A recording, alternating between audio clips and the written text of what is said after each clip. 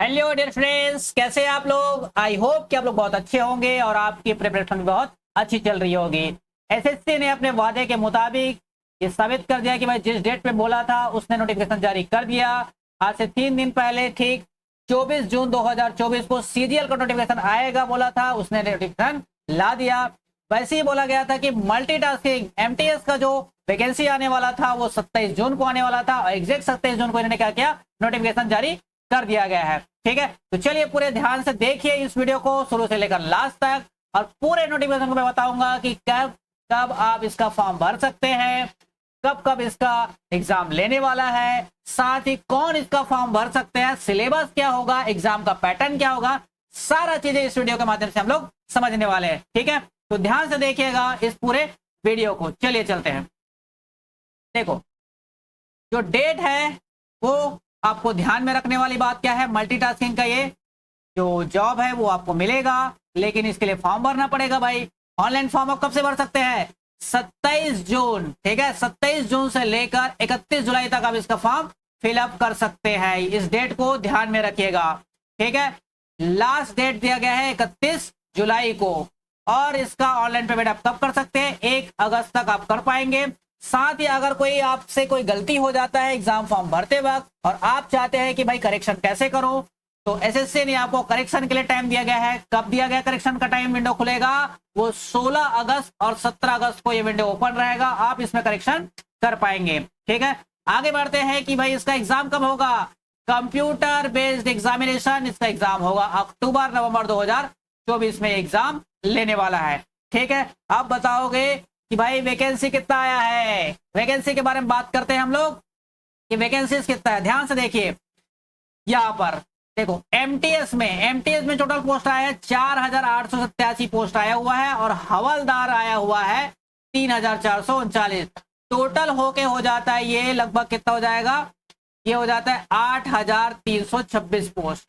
ठीक है, कितना हो जाता है 8326 पोस्ट प्लस, इसलिए बोला जाता है कि आगे इसका जो वैकेंसी है वो क्या होगा, बढ़ता रहता है, इसलिए क्या बोलते हैं इसको टेंटेटिव वैकेंसी बोला जाता है कि आगे भी क्या होगा, ये वैकेंसी बढ़ सकता है। ठीक, ये तो वैकेंसी की बात। अब चलते हैं आगे हम लोग, ये आपके किसी काम का चीज नहीं है और मल्टीटास्किंग में और भी इसके डिसेबिलिटी वगैरह है, ये ज्यादा काम की चीजें नहीं है। हम आगे बढ़ते हैं, इसकी रिक्वायरमेंट नेशनलिटी आपको ये पता ही है कि भाई ये तो कॉपी पेस्ट रहता है कि भाई कौन कौन इसके फॉर्म भर सकते हैं, पहले बता दिया मैं, इंडियन, नेपाल, भूटान, ये सब इसके फॉर्म भर सकते हैं। ठीक है, एज लिमिट की बात करते हैं कि कितना एज लिमिट चाहिए इसमें। एज लिमिट 1/8/2024 की स्थिति में आपकी जो एज है वो होने चाहिए, देखो ध्यान से, 18 साल से लेकर 25 साल की उम्र में के लोग इस एमटीएस का फॉर्म भर सकते हैं अगर आपका डेट ऑफ बर्थ इस डेट में आता है तो 2/8/1999। ठीक है, और इसके बाद ना हो 1/8/2006 के बाद ना हो, इन दोनों के बीच में ही क्या करेगा, आपके डेट ऑफ बर्थ आते हो। साथ ही साथ अगर हवलदार के पोस्ट अगर आप भर रहे हैं तो यहां पर देखिए 18 से लेकर 27 साल के एज वाले इस फॉर्म को भर सकते हैं। डेट ऑफ बर्थ दिया गया है 2/8/1997 से लेकर कहां तक, 1/8/2006 के बीच में हो तो आप इसका फॉर्म भर सकते हो। ठीक है, एज रिलैक्सेशन भी दिया जाता है, अलग अलग कैटेगरी वाइज एज रिलैक्सेशन रहता है, एसटी, एससी, ओबीसी। ठीक है, 5 साल 3 साल ये एज रिलैक्सेशन दिया जाता है। ठीक है, इसको आराम से देख सकते हैं, बाकी कोई ज्यादा काम की चीजें नहीं है।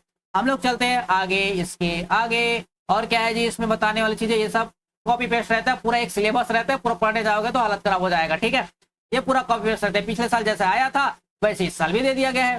ठीक है, पूरा नोटिफिकेशन ऐसी है, इसमें सिर्फ हम पढ़ने वाले हैं काम की चीजें। ठीक है जी, जो काम की बातें हैं वो हम बात करेंगे, बाकी चीजों को छोड़ते जाएंगे, इसीलिए तो ये वीडियो बनाया जा रहा है कि बाकी चीजें आपको पढ़ना ना पड़े। देखो एसेंशियल क्वालिफिकेशन क्या चाहिए आपको, इंपॉर्टेंट है भाई, क्वालिफिकेशन कितना होना चाहिए, कितना पढ़ा लिखा हो भाई, कितना पढ़ा लिखा। तो इसके लिए मैं बता देता हूं कि देखो ध्यान से, पास्ड मैट्रिकुलेशन एग्जामिनेशन। ठीक है, 10th पास जितने लोग हैं वो इस फॉर्म को भर पाएंगे। ठीक है, 10th पास चाहिए और इक्विवेलेंट फॉर्म और रिकॉग्नाइज बोर्ड ऑन और बिफोर कट ऑफ डेट कब, 1/8/2024 की स्थिति में आपका जो 10th है वो हो जाया रहना चाहिए, वही लोग इस फॉर्म को भर पाएंगे। ठीक है, तो कितना चाहिए, 10th पास होना चाहिए, बस कहानी खत्म। ठीक है, इसके आगे बढ़ते हम लोग। ये तो हो गया आपका क्वालिफिकेशन कितना होना चाहिए। बाकी हाउ टू अप्लाई कैसे करेंगे, अप्लाई आप देख सकते हो, ज्यादा कुछ है नहीं इसमें, ठीक है। अप्लाई करने के लिए ज्यादा कुछ नहीं है।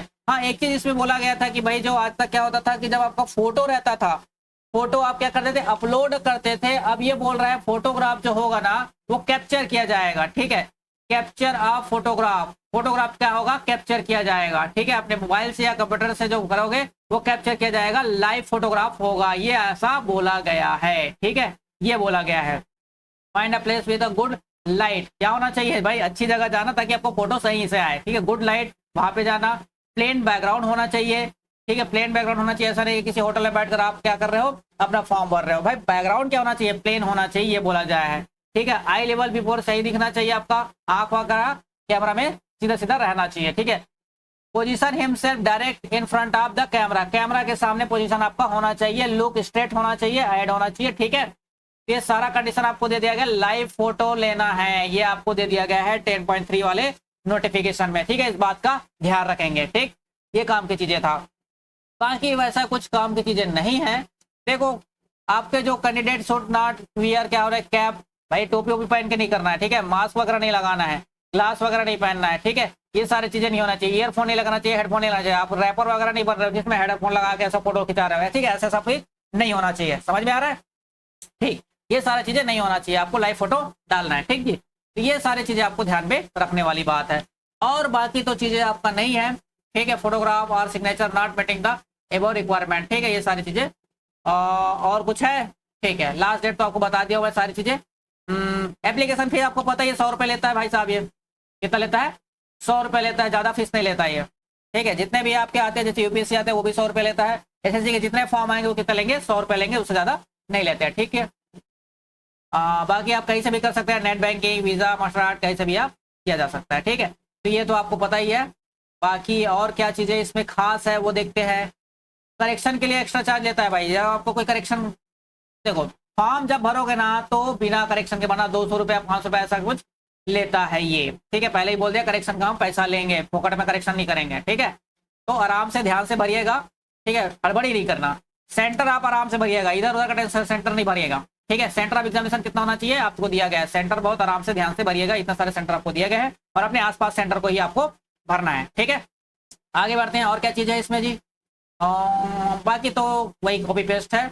स्कीम ऑफ एग्जामिनेशन, एग्जाम कैसे होगा, ये तो बहुत इंपॉर्टेंट चीज है भाई। एग्जाम कैसे होगा ये तो बता दिए, ठीक है। तो हम बताते हैं एग्जाम कैसे होगा, ठीक है। देखो ध्यान से समझने की कोशिश कीजिएगा। जो एमटीएस जो है ना, देखो ध्यान से, एमटीएस के पोस्ट के लिए कंसिस्ट ऑफ कंप्यूटर बेस्ड होगा, सीधा कंप्यूटर बेस्ड एग्जाम होगा आपका एमटीएस के लिए, ठीक। एग्जामिनेशन आप सीबीई के अंदर आएगा तो हवलदार आएगा। एग्जामिनेशन विल बी कंसिस्ट क्या रहेगा, सीबीई या फिजिकल एफिशिएंसी टेस्ट होगा।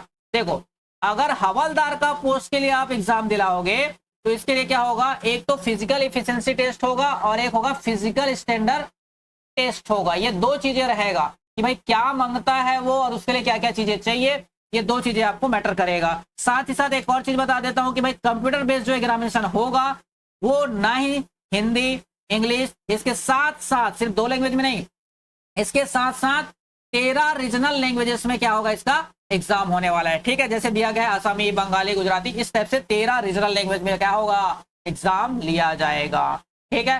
बाकी देखते हैं कि इसका एग्जाम का शेड्यूल कैसा तैयार किया गया है। देखो ध्यान से, एक ही एग्जाम होगा, कंप्यूटर बेस्ड एग्जामिनेशन होगा, सिर्फ एक एग्जाम सिलेक्शन, एक एग्जाम दिलाओ सिलेक्शन पाओ, ठीक है। 2 सेशन में इसको बांटा गया, सेशन 1 और सेशन 2 किया गया है। देखो पहले सेशन में दिया गया है न्यूमेरिकल और मैथमेटिकल एबिलिटी। भाई देखो मैथ्स तो आना ही है, ये तो आपका कहीं पीछा नहीं छोड़ने वाला, ठीक है। रीजनिंग आपका कहीं पीछा नहीं छोड़ने वाला, ठीक है। 20-20 सवाल आएंगे दोनों से, एक क्वेश्चन रहेगा 3 मार्क्स का, टोटल मार्क्स कितने हो जाएंगे, 60 का और 60 का, ठीक है। इसके लिए समय दिया जाएगा 45 मिनट का, कितना, 45 मिनट। अगला दिया गया है जनरल अवेयरनेस, ये जीएस की बात आएगा, जनरल अवेयरनेस या जीए बोल दो, जनरल अवेयरनेस। इंग्लिश लैंग्वेज आएगा, ये दोनों आएगा, 25 क्वेश्चन आएंगे इसमें से और टोटल मार्क्स कितना देगा, 75 का 75, क्योंकि एक क्वेश्चन में कितना मिलेगा, 3 मार्क्स आपको दिए जाएंगे, ठीक है। ये भी 45 मिनट का दिया जाएगा। साथ ही साथ ये बता देता हूं कि ये जो देखो ध्यान से, सेशन 1 जो है ना ये सिर्फ क्वालिफाइंग है, क्या है, क्वालिफाइंग, ठीक है, क्वालिफाइंग है, ये सिर्फ क्या है, क्वालिफाइंग है। इसमें सिर्फ पास होना है भाई, पास, ठीक है। जो भी सिलेक्शन होगा ये दोनों से होगा। कहाँ से? जीएस से और इंग्लिश से ही सिलेक्शन होगा। ठीक है, समझ में आया बात? ठीक है, 2 सेशन में लिया जा रहा है। देखो सेशन 1 और सेशन 2 1 डे एक ही दिन में होगा और कोई अलग अलग नहीं होने वाला। ठीक है, 45 मिनट दिया जाएगा फर्स्ट में, दूसरे में भी 45 मिनट दिया जाएगा। ठीक, और कोई बात है? देखो ध्यान से, और कुछ है? 13 लैंग्वेज में होगा, ये तो आपको बता दिया मैं। देखो और बाकी चीजें कुछ नहीं है इसमें। ठीक है, हाँ, इसके बाद बोला गया कि सिलेबस क्या क्या होगा, ये ध्यान से देख लो। ठीक है, न्यूमेरिकल मैथमेटिकल एबिलिटी। ठीक है, एक और चीज आपको जान लेना चाहिए कि भाई, एक और चीज मैं बता देता हूँ, यहाँ पर छूट गया था कि ये जो मैथ्स और रीजनिंग होगा ना, इसमें कोई नेगेटिव मार्किंग नहीं है। इसमें नेगेटिव मार्किंग नहीं है, ध्यान रखना। क्या है? नेगेटिव मार्किंग इसमें नहीं है, सिर्फ नेगेटिव मार्किंग किसमें है? इसमें है। ठीक, ये बात का ध्यान रखेंगे। ठीक है, तो आराम से बनाइए मैथ्स रीजनिंग बिना डर के, क्योंकि उसमें नेगेटिव मार्किंग नहीं है।